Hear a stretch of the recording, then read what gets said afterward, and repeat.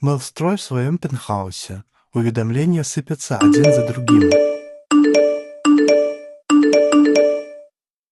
Он берет телефон, открывает переписку с девушкой, с которой встречался последний месяц, пишет ей. «Слушай, а ты меня вообще любишь? Или тебе просто нравится, что я могу купить все, что угодно?» «Я так и думал.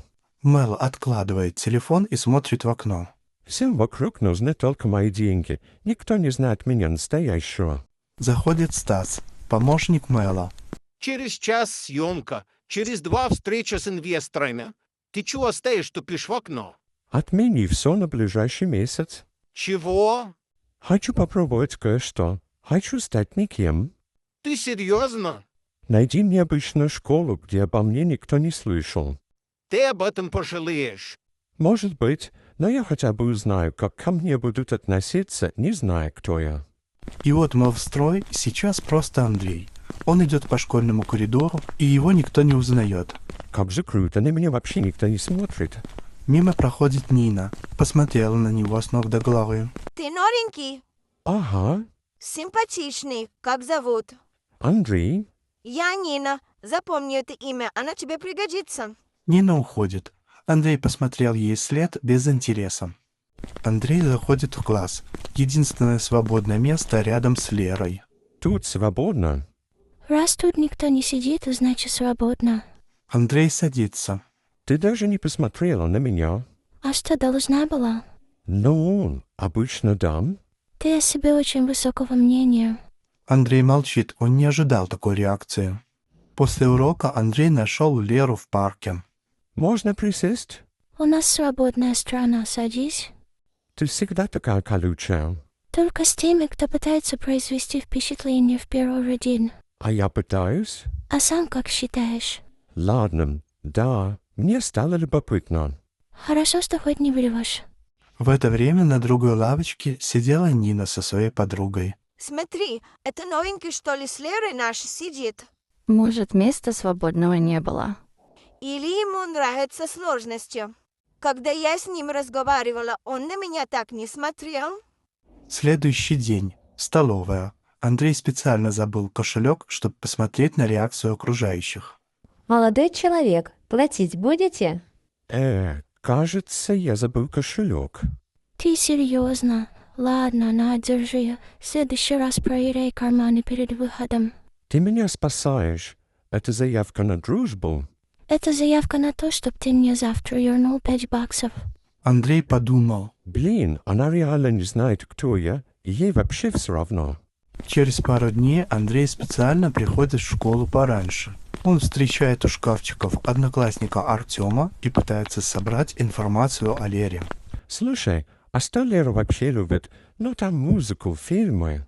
А тебе зачем? Да так, просто спросил. Нет, ты не просто спросил. Ты уже второй день собираешь в школе инфу на нее. Спокойно. Я вообще не претендую на территорию. А я и не об этом. Артем психует и уходит. Ему давно нравится Лера. Теперь у него есть мотив следить за новеньким. Андрей все-таки узнал у других ребят, что Лера любит рисовать. Он купил дорогущий блокнот в кожаной обложке. Держи.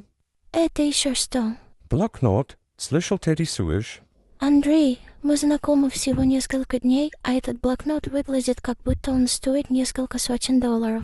Да нет, не парься, он на скидке был. Ладно, спасибо. Только в следующий раз дари что-нибудь попроще, чтоб родители тебя не убило. Андрей засмущался. На следующий день старшеклассник бежал и сбил Леру, когда она несла книги. Эй, осторожнее. Смотреть надо, куда идешь. Он даже не извинился. Андрей оказался рядом. Он помог собрать книги. Потом он повернулся к старшекласснику и сказал: Эй, хамло, извинись перед девушкой. Чего? Ты слышал? Я повторять не буду. Старшеклассник посмотрел на Андрея и почувствовал какой-то невероятный страх. Возникла напряженная пауза. После нее старшеклассник буркнул Извини. и ушел. Лера смотрит на Андрея с удивлением. Ты вообще не боишься? Он просто хам, и ты не заслужила такого отношения. Ты обычно странный, но сейчас было мило. Спасибо. Вечером, когда ребята вышли из школы, шел дождь. Ненавижу такие дни. Все мокрое, а зонтика нет. Могу поделиться, иди поближе. Вот это уровень. Они стоят, прижавшись к друг другу, и слушают дождь.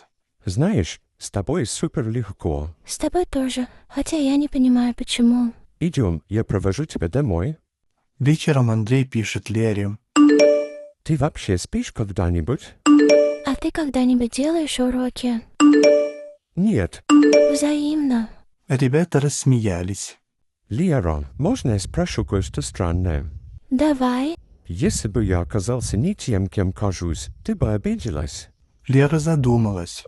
Это шутка. Нет, просто вопрос. Тогда да, обиделась бы. Я не люблю, когда мне врут. Андрею стало не по себе. Ну а если бы это была какая-нибудь неважная ерунда? Важно не что именно ты скрываешь, а то, что вообще есть обман. Ребята очень сблизились и проводили много времени вместе. Лера, я отойду на минутку, скоро вернусь. Телефон остался на столе. Он забыл его заблокировать. Стали приходить уведомления. Лера не собиралась подглядывать. Экран загорался сам, и там Андрей был в дорогом костюме. Рука потянулась к телефону сама. Она не могла поверить, что это он. Лера смотрит полное видео. Там Андрей на частном самолете. Она в ужасе понимает, что он все это время ей врал. Андрей возвращается. Это ты? Молчание, но скрывать больше нет смысла. Да. Значит, это все было спектаклем. Обед, который я тебе оплатила, зонтик, который ты предложил во время дождя. Ты просто надо мной прикалывался. Тебе было смешно, да? Нет, конечно, это все было настоящим. Настоящим было бы, если бы ты признался, а не ждал, когда я случайно увижу. Тут Лера замечает, что один посетитель снимает их на видео. Она встает и убегает. Лера, подожди. Но она даже не обернулась. На следующий день Лера заходит в школу и слышит, как все шепчутся. Кто-то даже снимает ее на телефон. «Видели видео? С ней был тот самый Молстрой». Подошла Нина и показала видео. Смотри, видео с тобой за ночь набрало уже 1 миллион просмотров. Лера заплакала и побежала, но в дверях ее остановил Андрей. Лера, дай мне хотя бы что-то сказать. Ты уже все сказал своим обманом длиной в 2 месяца. «Я хотел, чтобы ты полюбила меня настоящего, а не мои деньги». И ты решил, что для этого нужно каждый день мне врать? Я чувствую себя полной дурой. «Прости, мне жаль, что так вышло». Жаль? Ты даже не представляешь, каково мне сейчас. Лера развернулась, чтобы уйти, но Андрей схватил ее за руку. Не прикасайся ко мне. Уезжай в свой пентхаус. Не хочу больше тебя видеть. Лера уходит, а одноклассники снимают Мэла на телефон. Лера сидит одна на той самой лавке, где у нее все началось с Андреем. К ней подходит Артем, который давно в нее влюблен. Он даже не спрашивает разрешения присесть. Эй, ты как? Не очень. Знаешь, что забавно? Я тебе не врал ни разу. Я хоть и не миллионер, но думаю, нам будет хорошо вместе. Артем, я сейчас правда не готова. Я тебя не тороплю. Подумай. Знаешь, что я всегда рядом. Да, ты мой друг, но Андрей был для меня чем-то большим. Молстрой в отчаянии. Стас, почему я такой идиот? Как я мог все так испортить? Я же предупреждал, что ты об этом пожалеешь. Хочешь, я все решу? Цветы, дорогие подарки ей. Нет, здесь подарки точно не помогут. Здесь нужен поступок, который докажет мои чувства. Стасу приходит сообщение. Мел, видео из кафе взорвало интернет.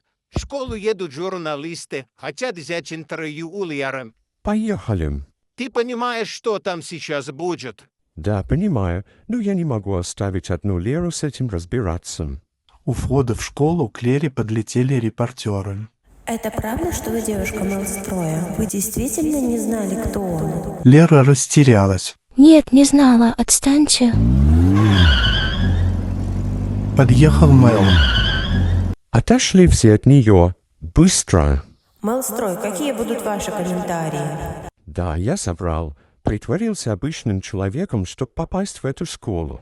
Я хотел узнать, смогу ли я понравиться без своих денег. Лере было абсолютно все равно на мои миллионы. У меня канал с 20 миллионами подписчиков, Там реклама, контракты, там все. Но я готов снова стать никем, лишь бы быть с ней. Мелстрой достает телефон, нажимает несколько кнопок, на экране всплывает надпись «Действительно удалить аккаунт навсегда». Это действие необратимо. Все замерли в ужасе. Стой, что ты делаешь? Это ведь дело всей твоей жизни. Ты понравился мне без денег, но я не против, если они у тебя будут. В этот момент Андрей понял. Настоящая любовь никогда не попросит тебя отказаться от того, что ты имеешь.